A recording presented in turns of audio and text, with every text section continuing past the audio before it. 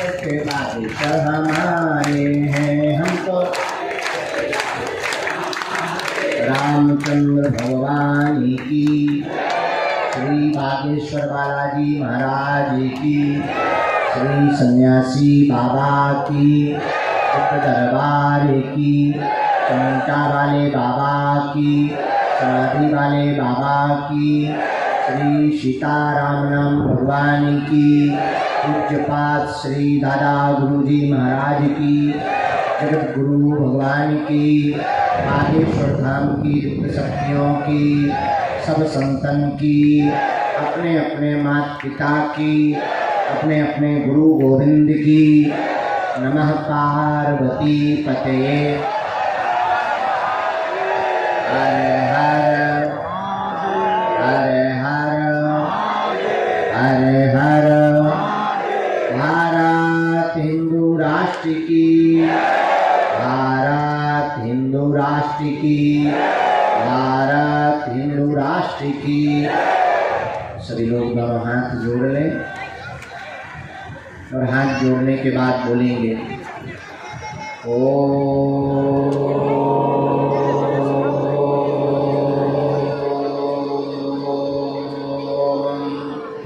बागेश्वराय नमः।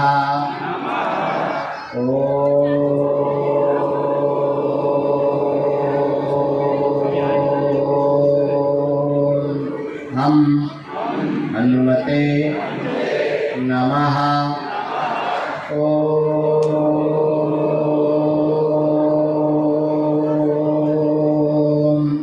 सन्यासी देवाय नमः। मणिमन भगवान नागेश्वर बालाजी को, सन्यासी बाबा को और दादा गुरुजी को प्रणाम करेंगे। जो जहाँ खड़े हैं वहीं बैठ जाएंगे। जो जहाँ खड़े हैं रेलिंग के अंदर, आप लोग वहीं बैठ जाइएगा। आप लोग वहीं आसन ले लें, थोड़ा आगे पीछे होके, अगर आगे में जगह नहीं बन रही तो पीछे में जगह ले लें। भगवान श्री बागेश्वर बालाजी की महती कृपा, श्री सन्यासी बाबा के चरणों का आशीर्वाद, दादा गुरुजी के चरणों का प्रताप, भगवान इस बागेश्वर बालाजी की पुण्य भूमि में आज पूरे पंडाल में, बाहर रोड पर, यत्र तत्र जो जहाँ बागेश्वर धाम के पागल आए हैं, हम बालाजी के चरणों में कोटिशा दंडवत प्रणाम करके आप सबको खूब खूब आशीर्वाद दे रहे हैं।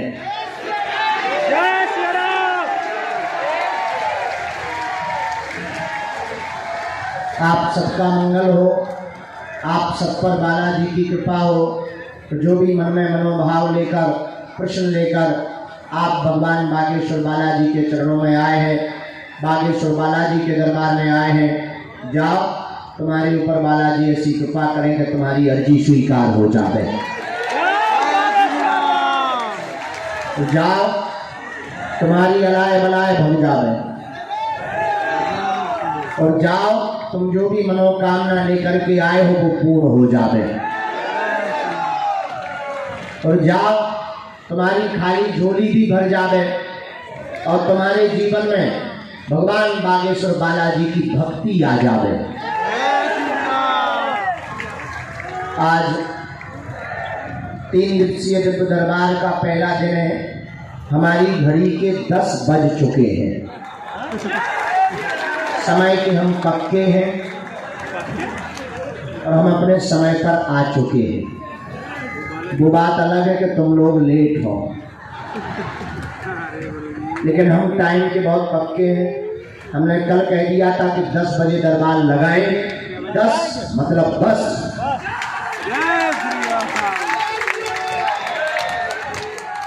क्योंकि पहले दरबार खुले में लगना था, फिर हमने सोचा कि वहाँ बरसात आ गई तो दरबार बीच को स्थित होना पड़ेगा, इसलिए इमरजेंसी। लेकिन हमने सोचा कि अब 3 दिन का दरबार भी इसी पंडाल में लगाया जाएगा।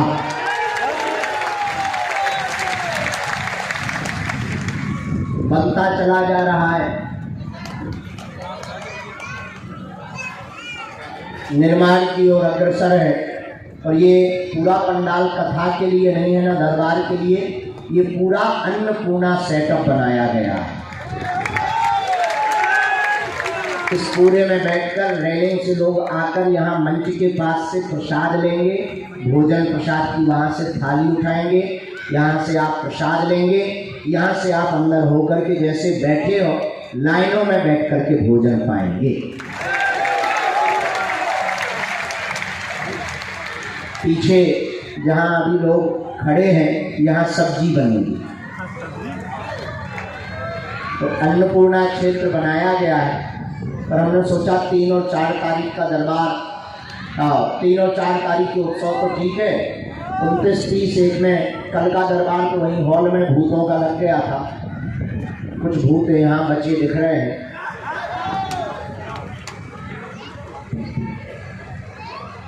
लेकिन आज का दरबार थोड़ी विलंब से प्रारंभ हुआ है, लेकिन बहुत देर तक लगाया जाएगा।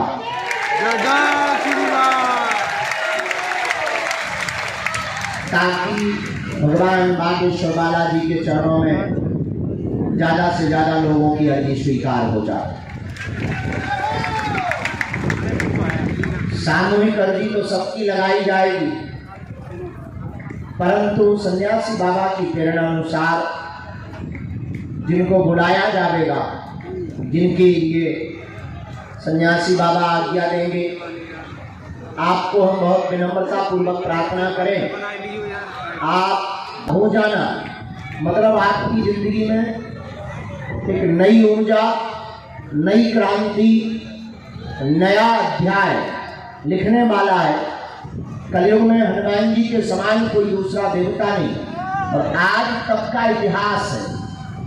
भारत से लेकर के पूरे विश्व के बहुत बड़े बड़े लोगों का इतिहास है कि जिन ने भी हनुमान जी की चरण शरण को पकड़ा, उसकी जिंदगी में 4 चांद तो लगे ही लगे हैं। तो रोगियों को लेकर के आगे मत आइए, पीछे पहुंचिए, पीछे पहुंचिए। सभी प्रेत रोगियों को बाहर प्रेतराज सरकार के पास पहुंचना है। दरबार में दरबार ही लगेगा। आज सेवादारों की ड्यूटी है, सभी प्रेत रोगियों को बाहर पहुंचाएं। हाँ, वही जाना है। तो आप सबको हम बताएं, भारत के इतिहास में और पूरे विश्व के इतिहास में आज तक जितने भी हमने अध्याय देखे हैं, जिन ने भी बालाजी के चरण पकड़े हैं, आज तक वो हनुमान जी के चरणों से कोई भी व्यक्ति खाली हाथ नहीं गया। अभी हम बाहर थे, हनुमान जी के ऊपर पुस्तक लिख रहे थे, तो हमने जब बहुत रिसर्च की तब पाया तो केवल भारत के लोगों पर हनुमान जी की कृपा नहीं है। अब तो एक समय ऐसा था, सन 1900 के दशक का, जब इस धरती पर एक और परम हनुमान भक्त हुए सन्यासी बाबा की तरह, जिनको सब लोग जानते हैं, बाबा नीम करोली। और वो भी सन्यासी बाबा की तरह बहुत प्रकाशित और सिद्ध महात्मा हुए। और आपको सुनकर बड़ा आश्चर्य होगा कि उन्होंने अपने जीवन काल में भारत के लोगों को तो हनुमान जी से जोड़ा। फेसबुक के मालिक मार्क जुकरबर्ग के जीवन में भी हनुमान जी का नया अध्याय लिखा, और दुनिया की बहुप्रसिद्ध ऐप जिसका नाम फेसबुक है, ऐसा कोई आदमी नहीं जो उसे यूज ना करता हो, उसका श्रेय बाबा नीम करोली को ही जाता है। बाबा नीम करोली के शरीर छोड़ने के बाद भारत में विदेशी अमेरिका के एक और बहुत अमीर आदमी घूमने आए। एप्पल कंपनी के मालिक स्टीव जॉब्स, वो शरीर छोड़ने के बाद आए। बहुत पहले बाबा का शरीर हो चुका था, लेकिन उन्होंने भी अपने जीवन में हनुमान जी की भक्ति का अनुभव किया। ऐसे हम आपको लाखों उदाहरण दे सकते। मध्य प्रदेश के ये हाथ हटाओ यार, हमें नलखेड़ा के पास में मोबाइल लगाए रहो, जहाँ पीताम्बरा माता है, नलखेड़ा, वहां पर एक हनुमान जी का मंदिर है, जहाँ इंग्लैंड के लंदन का रहने वाला अंग्रेज यहाँ पर अधिकारी बनकर आया था। और उसने हनुमान जी की यहाँ भक्ति की और उसने अपनी जी को 2000 रुपया भी दे गया, हमारी बस की टिकट भी करवा गया, न परिचय पूछा न पता बताया और वो रुपया देकर चला गया और वो बालक कुशल बागेश्वर धाम आ गया। ऐसे हमने बहुत से उदाहरण पूरे भारत के देखे हैं, ऐसे बहुत से उदाहरण हमने पूरी दुनिया के देखे हैं कि कलयुग में एकमात्र देवता हनुमान जी है। और मेरे पागलों, अगर तुम हनुमान जी के चरण को पकड़ लोगे, हनुमान जी की भक्ति को पकड़ लोगे, हम तुम्हें दावे के साथ कह सकते हैं दुनिया में कभी भी तुमको पीछे मुड़ करके नहीं देखना पड़ेगा। एक बहुत प्राचीन कहानी है, आज का दरबार शुरू करने के पहले उस कहानी से चर्चा शुरू करते हैं। एक बहुत प्राचीन कहानी है, आप लोगों ने उस कहानी को पढ़ा होगा किताबों में, बेताल पच्चीसी। बेताल पच्चीसी नाम की एक बहुत पुरानी पुस्तक है जिसमें वीर विक्रमादित्य और बेताल की 25 कहानियां हैं। वैसे तो पढ़ने वालों ने अपने अपने हिसाब से उसका आकलन किया, उसे मनोरंजन की दृष्टि से पढ़ोगे तो मनोरंजन है, और ज्ञान के तल पर पढ़ोगे तो बेताल पच्चीसी में भी ज्ञान भरा पड़ा है। बेताल पच्चीसी की एक कहानी है कि वीर विक्रमादित्य के दरबार में एक दिन एक फकीर आता है और एक जंगली सा फल वीर विक्रमादित्य को देता है। वीर विक्रमादित्य राजा की रोज आदत कि वो प्रातः काल लोगों को मिलता था, लोग उसे उपहार देते थे। वो अपने बगल में खड़े हुए दरबारी का मंत्री उसे सौंप देते थे। एक रोज एक फकीर आया, उसने वह जंगल का पुराना सा फल दिया। वीर विक्रमादित्य ने मुस्कुराकर उसे स्वीकार कर लिया, कुछ बोला नहीं। उसे लगा कोई जंगली फल है, वैसे भी ये महात्मा है, क्या खाक देंगे, पर इन महात्मा को यहाँ तक भटकने की भी क्या जरूरत है, ये फल देने की भी क्या जरूरत है, वही रहते जंगल में, कोई बात नहीं। मनी मन वीर विक्रमादित्य ने मुस्कुरा के वो फल को अपने दरबार के मंत्री जो बगल में खड़ा था, असिस्टेंट, उसको दे दिया। और आप ताज्जुब करेंगे कि ना उस महात्मा ने कुछ कहा, ना वीर विक्रमादित्य ने कुछ कहा, और 10 वर्ष तक लगातार वो महात्मा प्रतिदिन आता था, रोज एक फल देता था। वीर विक्रमादित्य व्यस्त थे, सम्राट थे, राजा थे, इसीलिए कुछ बोले नहीं। और महात्मा भी बहुत पहुंचा हुआ था, बहुत ऊंचा था, वो भी कुछ बोला नहीं। प्रायः गुरु कुछ बोलते नहीं है, गुरु अपने शिष्य के पात्र का आकलन करते हैं कि ये कब जागेंगे।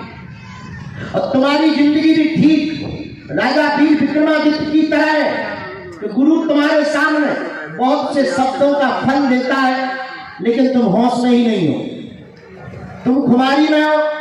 जैसे वो वीर विक्रमादित्य होश में नहीं है, राज मद में चूर है, चकनाचूर है, वो अपनी मस्ती में मस्त है, वैसे ही तुम भी अपनी मस्ती में मस्त हो। और एक रोज एक घटना घटती है। घटना ये घटती है कि राजा वीर विक्रमादित्य सुबह सुबह खड़ा था और रोज की तरह 10 सालों से, कई 10 या सालों से वो महात्मा रोज आता, एक वही जंगल का फल देता और राजा का वही काम रोज दरबारी को दे देता। और आज फिर वही घटना घटी कि वो महात्मा वही फल लेकर के आया, राजा को दिया। राजा ने बगल में दरबारी को वो फल देने की बजाय ठीक लेफ्ट साइड में बाएं अंग पर एक पालतू बंदर बैठा था, उसको वो फल दे दिया कि तू भी खा। 10 सालों से दरबारी को दे रहे हैं, पर आज तू खा। और राजा आश्चर्यचकित हुआ कि जब उस बंदर ने उस फल को खाया तो फल खाते खाते उसके मुंह में कटाक की आवाज आई और इतना बड़ा चमचमाता हीरा, डायमंड उस फल के बीच से निकला कि राजा वीर विक्रमादित्य चौंक गया। आज तक इतना बड़ा हीरा, इतनी बेशकीमती रत्न हमने देखा ही नहीं और उसके खजाने में भी नहीं था। राजा चौंक गया और दरबार में मंत्री को तुरंत बुलाकर कहा, ये महात्मा 10 सालों से लगातार आ रहे हैं, इनके दिए हुए बाकी फल कहाँ हैं, क्या तुमने खोल कर देखे? उस मंत्री ने कहा कि हमने तो एक भी खोलकर नहीं देखे, पर सम्मान मिलता था तो एक तल घर में डाल देते। राजा ने कहा जल्दी चलो। जाकर के जब तल घर को खोला, दुर्गंध से भरा था क्योंकि फल सड़ चुके थे। लेकिन आश्चर्यचकित वाली बात यह थी कि जितने फल सड़ चुके थे उतने बीच में चमचमाते हुए हीरे पड़े हुए। बात तालियों की नहीं है मेरे यारों, ये बात तुम्हारे जागने की है कि जैसे राजा वीर विक्रमादित्य 10 सालों तक सोता रहा, होश में नहीं रहा। इससे यह सिद्ध होता है कि तुम सोए हुए आदमी हो। इससे यह सिद्ध होता है कि तुम सिर्फ चमत्कार के पीछे पागल हो। इससे यह सिद्ध होता है कि तुम्हें हनुमान जी के नाम का कोई लेना देना नहीं है। तुम्हें हनुमान जी से भी कोई लेना देना नहीं है। तुम्हें केवल अपने काम से लेना देना है। और अगर तुम्हें केवल अपने काम से लेना देना है तो तुम ठीक वीर विक्रमादित्य राजा की तरह सोए हुए बुजुर्ग इंसान हो। पर याद रखना, वीर विक्रमादित्य तो 10 साल में जाग गया था, शायद तुम तो 10 पीढ़ियों में भी अभी तक जाग नहीं पाए। तो शायद तुम अभी भी सोए हुए हो। इसलिए मेरी बात मानो। ये बात तुमको बहुत कड़वी और खरी लग सकती है, पर याद रखना, तुमसे ज्यादा भपोड़ संख वाला इस दुनिया में कोई नहीं है। क्योंकि तुम्हें हर महीना नया गुरु चाहिए, नया भगवान चाहिए, नया चमत्कार चाहिए। और तुम बिना अनुष्ठान के, बिना भजन के, बिना शक्ति बल के तुम दूसरे गुरु से चमत्कार पाना चाहते हो। और तुम्हारी जिंदगी में ये कभी घटित होने वाला नहीं है। याद रखना, राम हो, कृष्ण हो या गौतम बुद्ध, सबको लड़ने पड़ते हैं अपने अपने युद्ध। इसलिए आज अगर तुम्हारी बात हमारी समझ में आ जाए और हमारी बात तुम्हें समझ में आ जाए, ये तो तय है, सबको नहीं समझना है, पर कुछ भी अगर समझ जाएंगे तो शायद तुम्हारी जिंदगी का एक नया अध्याय लिख सकता है, तुम्हारी जिंदगी की एक नई क्रांति लिख सकती है। याद रखना, हम भी तुम्हारी तरह इस दरबार में कुछ मांगने आए थे, हम भी तुम्हारी तरह याचना करने आए थे। कल हमारे बीच में हमारे एक बहुत प्रिय मित्र और भारत के बहुत ही एजुकेटेड मैन, वर्तमान में मेंबर ऑफ पार्लियामेंट हैं, वो हमसे मिलने आए और वो टीवियों पर बहुत ललकार करके खूंखार ग्लोबली तर्क रखते हैं, पूरे विश्व का बहुत नॉलेज रखते हैं, ज्ञान रखते हैं। ऐसे हमारे प्रिय मित्र सुधांशु त्रिवेदी जी आए। कल हम उनके साथ लगभग 2.5 घंटे तक बैठे और यही चर्चा चल रही थी कि भारत के लिए अब क्या करना चाहिए और हमें भारत को विश्व गुरु कैसे बनाना चाहिए।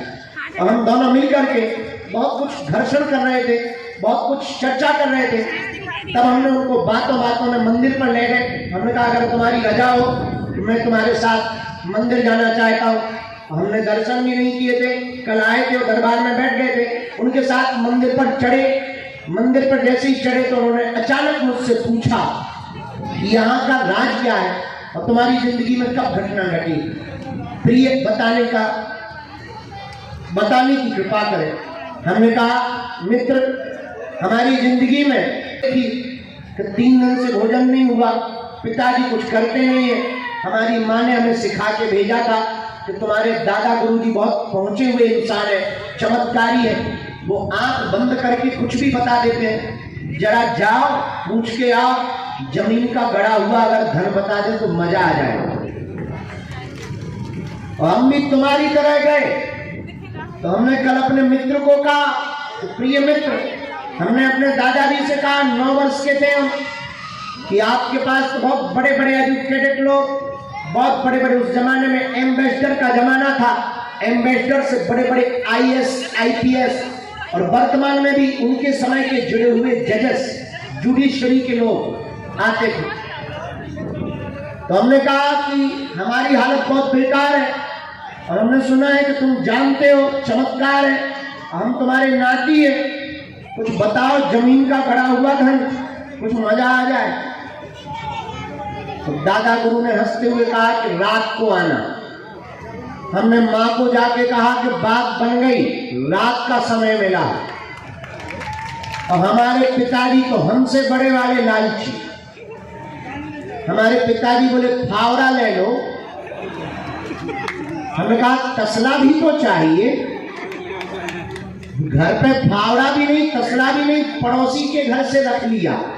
तब तक माँ हमारी और खतरनाक। माँ ने कहा खोदने वाली सब्बल भी तो लाओ। तब तक हमने कहा कि मान लो ज्यादा गहरे में धन हुआ, फिर पिताजी बोले जेसीबी बुलाएंगे। तैयारी हो गई और अकेले रात को हम 9 साढ़े 9 बजे, पगडंडी थी, कोई उजाला नहीं था, यहाँ जंगल था, बरसात की रात थी, टिम टिम टिम करके बारिश हो रही थी। बगल में ये जो तालाब है वो पहले भी था और ये भरा हुआ था और बहुत ज्यादा से जीव जंतु बोल रहे थे, मेढक बोल रहे थे, आवाजें तरह तरह की आ रही थी और तरह तरह की आवाजों में हम अकेले पगडंडी में ऊपर झोपड़ी के पास पहुंच गए। दीपक जल रहा था और वो सदगुरु हमारा बैठा था। ज्वाला जल रही थी, अग्नि जल रही थी, धुआं रमा हुआ था, लंबी दाढ़ी, ये बड़ी बड़ी आंखें और गाल एकदम चमकदार चेहरा, दाढ़ी मूंछ भरी हुई, मुस्कुराता हुआ झूले पर बैठा हुआ हमारा सदगुरु बोला आ गए। हमने कहा आ गए और फावड़ा भी ले आए। बोलो कहाँ खोदना। और सदगुरु तो सदगुरु है। मुस्कुराते हुए कहा नहाया है? उनका सुबह नहाया, अभी नहाओ। पुराना समय, बच्चे ही थे, 9 साल के थे। नीचे आए, हैंडपंप में स्नान किया, फटी हुई तौलिया थी, कपड़े एक जोड़ी थे, फटी हुई तौलिया बांध ली, ठंड लग रही थी, जाके धुआं के पास तापने लगे। उसी रात 12:30 बजे हमारी जिंदगी में घटना घटी। हम धन मांगने आए थे, अर्जी लगाने आए थे, अर्जी लगवाने वाले बन गए। मांगने आए थे कि कुछ मिल जाए, हलवा मिला। बस 12:30-1 के करीब एक घटना घटी जो बताने वाली नहीं है। हमारी जिंदगी में जो धीरेन्द्र नाम का लड़का था वो उसी वक्त खत्म हो गया। धीरेन्द्र कृष्ण शास्त्री नाम का आदमी पैदा हो गया और कहानी बदल गई। हम भी तुम्हारी तरह याचना करने आए थे। हम बताना ये चाह रहे, अपनी आप बीती बता करके हम तुम्हें आकर्षित तो बिल्कुल नहीं करना चाह रहे, ये याद रखना। क्योंकि हम तुम्हें ना तो आकर्षित करते हैं, ना हम तुम्हें बांधते हैं, ना हमारा ये भरोसा है कि हमारे पास भीड़ आए। हमारा भरोसा है कि तुम जहां जाओ वहां हनुमान जी के बन करके जाओ। ये तो तुम अपने दिमाग से निकाल देना कि हमें तुमसे कुछ चाहिए। मांगते कुछ है नहीं, जरूरत कुछ है नहीं और आवश्यकता कुछ है नहीं, और जो है वो हनुमान जी करवा देते हैं। मात्र हम तुम्हें जगाने आए। और याद रखना, हम तुम्हें ना तो चमत्कार दिखाने आए, ना हम तुम्हें दरबार बताने आए, ना तुम्हारी मन की बात बताने आए। सच बात तो ये है कि सारे के सारे प्रोपेगेंडा हमारे बहाना है। असलियत में तुम्हें सच्चाई में हनुमान जी का बनाना है। उस रात के बाद हमारे जीवन में जो बदलाव हुआ, उसका बदलाव का प्रमाण तुम्हारे सामने है। आज हम तुमसे प्रार्थना करना चाह रहे हैं। ये बात हमने बहुत दिन बाद बताई है, लेकिन आज तुम लोगों को देखकर पता नहीं क्यों बताई, ये हमें भी पता नहीं है, और हम तुम आज फिर से बताते हैं प्रार्थना करके कि आप इस चक्कर में मत दिखाई देगा। अगर तुम हनुमान जी को पाने आए हो तो याद रखना, तुम जिंदगी के प्रत्येक पहलू को छू सकते हो। अगर तुम हनुमान जी के होने आए हो तो तुम जिंदगी के प्रत्येक पहलू को स्पर्श कर सकते हो। तो आप दरबार में आए, स्वागत है। आप बालाजी के हो गए और स्वागत है। अब एक बात और मान लो, भटको मत, अटको।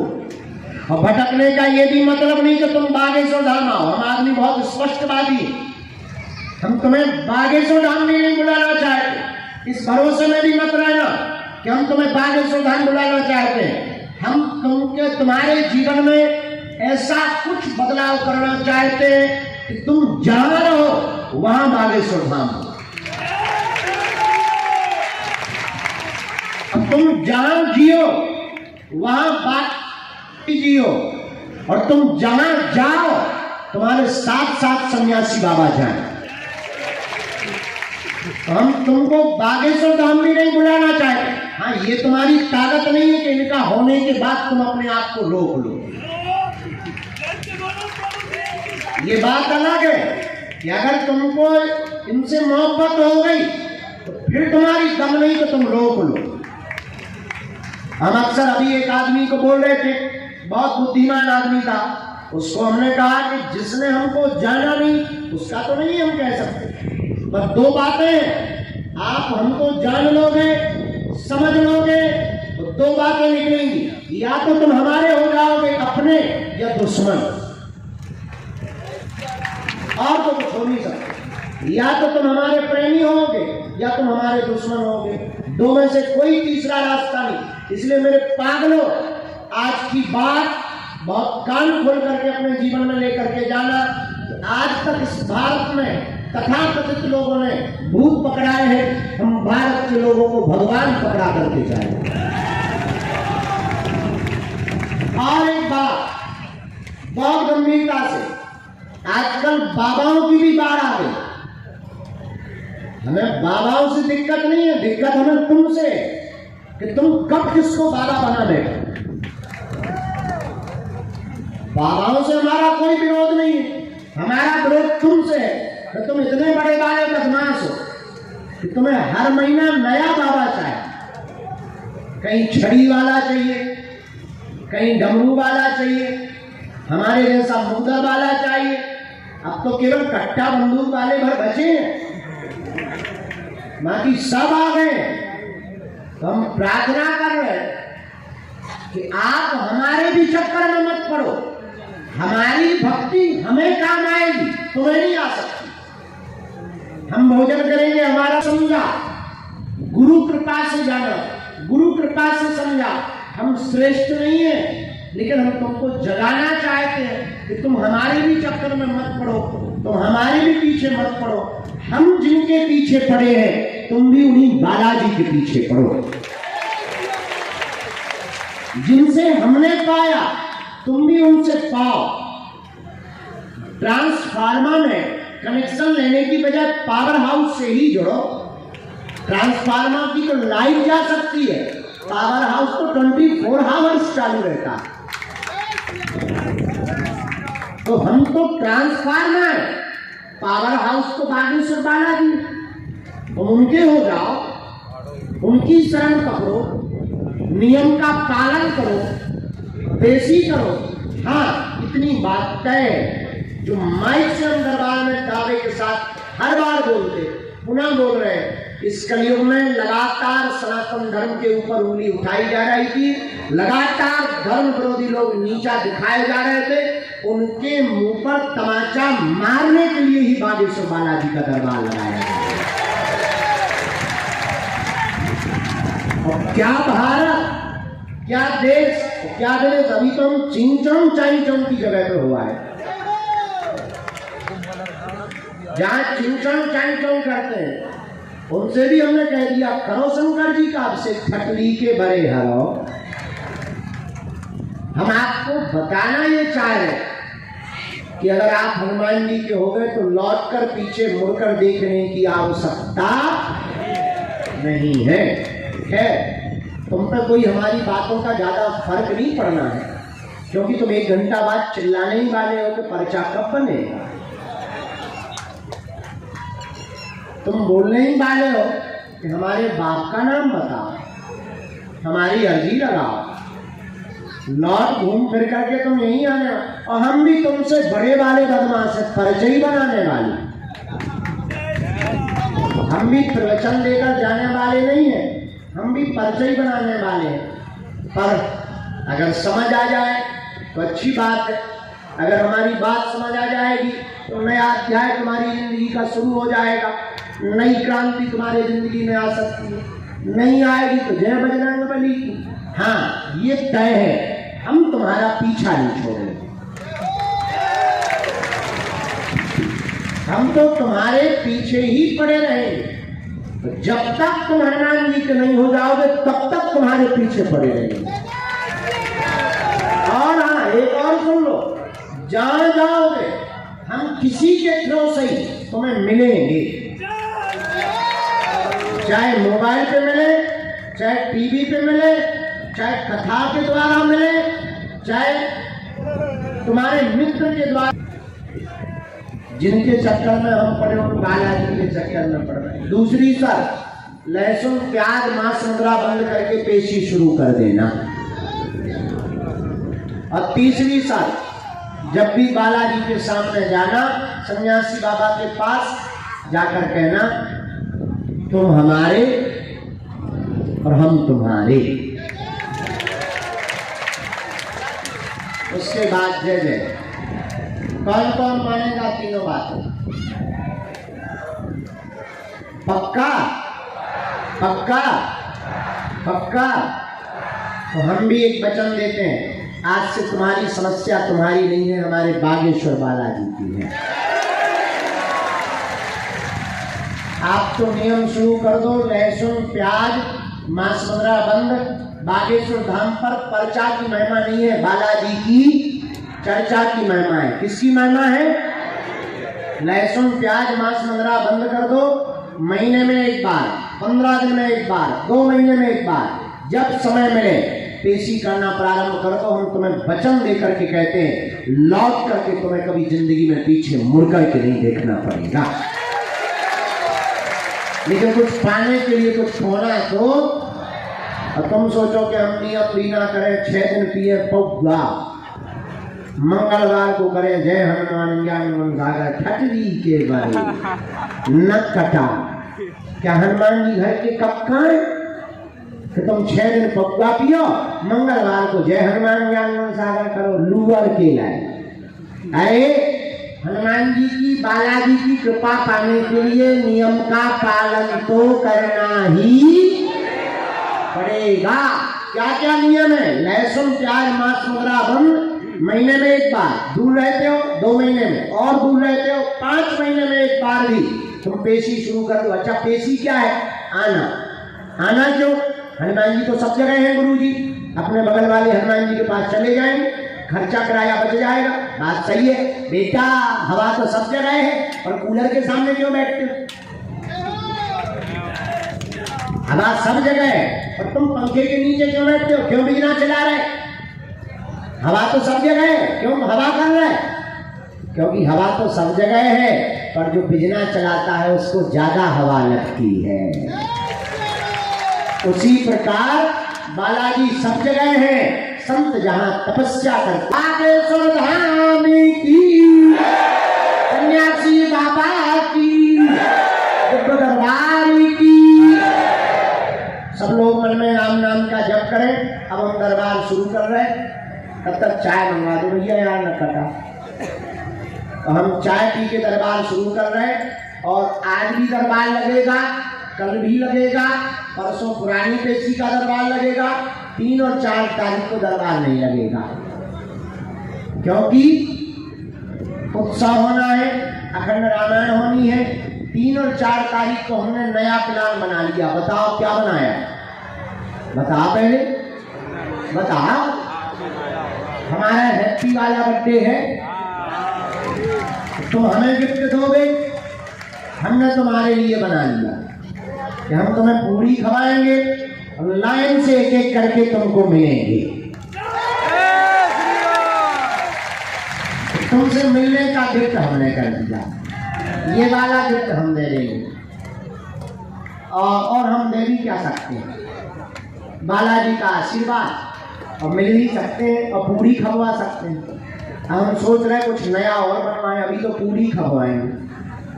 तो 3 और 4 तारीख को शाम के बाद लगातार, और 4 तारीख को लगातार रेलिंग से एक एक करके सब लोग आएंगे। यहाँ पादुका रखी रहेगी, यहाँ पर प्रणाम करते हुए 1-1 सेकंड आशीर्वाद लेते, और फिर 19-20 तारीख को फिर से गुरु दीक्षा समारोह रखेंगे, क्योंकि 21 को गुरु पूर्णिमा महोत्सव है। बोलो जय श्री राम, जोर से बोलो। आगामी 5 तारीख तक हम धाम पे हैं, फिर से हम जा रहे हैं। हाँ, ऑस्ट्रेलिया जा रहे हैं। पानी पी ले भाई, जहर पे बादल तुमको। बेटा माइक तेज कर दे।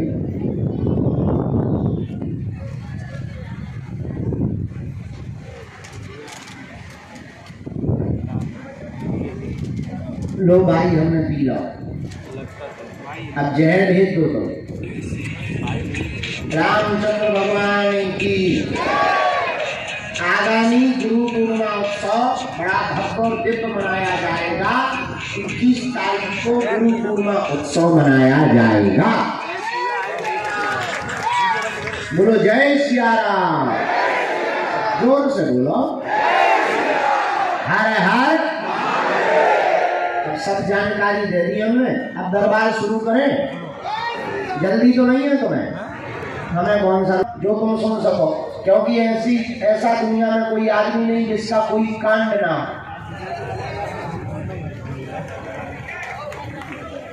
ऐसा कोई कांड नहीं जो सुंदर कांड वालों को पता ना हो। इसलिए ना तुम फुसकारना ना हम तुम्हें कुछ लेंगे। अगर तुमने फुसकारा तो हम कौन कसम खा के बैठे। हाँ, हनुमान जी ने ये जो कृपा या सिद्धि दी, किसी की बेइज्जती करने नहीं दी है। लेकिन अगर तुम कहते हो तो थोड़ा सा मिर्ची दिखाने के लिए दी है। इसलिए वही पूछना जो तुम सुन पाओ, हमें बताने में कोई दिक्कत नहीं। This is my disclaimer. तो फिर बाद में कहोगे गुरु जी पहले क्यों नहीं कहा, तो अपनी समस्या पूछो, समाधान लो। हाँ, जो कह दिया जाएगा, जो लिख दिया जाएगा, ये बालाजी के चरणों का प्रताप है। सूर्य भगवान पूर्व से उदित होते हैं, पश्चिम से नहीं। उसी प्रकार पर्चा भी कटने वाला नहीं है। आशीर्वाद समझ जाओ। कुछ बातें बोलने की नहीं होती है, कुछ इंटरनेशनल मामला होता है, क्योंकि यहाँ रोड पर कांटे डले हुए हैं, हवा निकल सकती है। बोलो जय सिया राम, जय बालाजी की। अब दरबार शुरू करें, हैं? ठीक है, कि कल करें? नहीं, अब कल करेंगे। नहीं, अब कल करेंगे। तुम तो यही कह सकते हो गुरु जी सो जाओ, लेकिन आज हमने सो लिया है, इसलिए तो इतना बोल रहे हैं। खूब हमने सो लिया है, तुमको थैंक यू, क्योंकि आप लोगों ने हमको 12:30 बजे छोड़ दिया। हम फ्री हो गए, सो गए थे 2:30 बजे, 2:30-3 बज गए थे, लेकिन सो गए थे। जय बालाजी की।